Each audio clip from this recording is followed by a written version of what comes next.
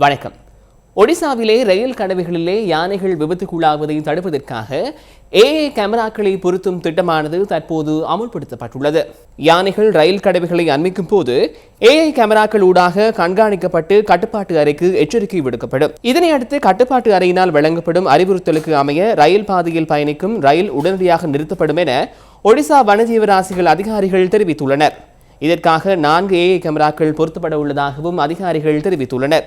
இதனூடாக யானைகள் ரயிலில் மோதி விபத்துக்குள்ளாகுவதை தடுக்க முடிவதாகவும் அவர் நம்பிக்கை வெளியிட்டுள்ளார்.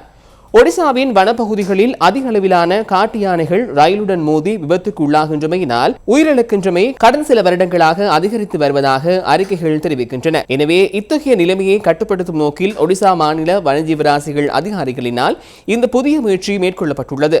ரொக்கெலோ, கொஞ்சர், போனாய் வனப்பகுதிகளில் இந்த திட்டம் அமுல்படுத்தப்பட்டுள்ளதுடன் அனைத்து தரப்பினருக்கும் வெற்றியளிக்கும் திட்டமாகவும் இது அமைந்துள்ளதாக உயர் அதிகாரிகள் தெரிவித்துள்ளனர். ஒடிசா மாநில வனஜீவராசிகள் திணைக்கள அதிகாரிகளின் இந்த புதிய முயற்சியினை பொதுமக்கள் பலரும் பாராட்டி வருகின்றனர். வனவிலங்குகளை பாதுகாக்கும் இந்த முயற்சி உண்மையில் பாராட்டுக்குரியது எனவும் இதனை மேலும் பல இடங்களில் நடைமுறைப்படுத்த வேண்டும் என பலரும் கோரிக்கை விடுத்துள்ளனர். இந்தியாவின் ஒடிசா மாநிலத்தில் 38 வனவிலங்கு அதிகாரி பிரிவுகள் உள்ளதுடன் 2103 காட்டு யானைகள் அங்கே காணப்படுவதாகவும் இவ்வருடத்துக்கான யானைகள் கணக்கெடுப்பில் தெரிவிக்கப்பட்டுள்ளது.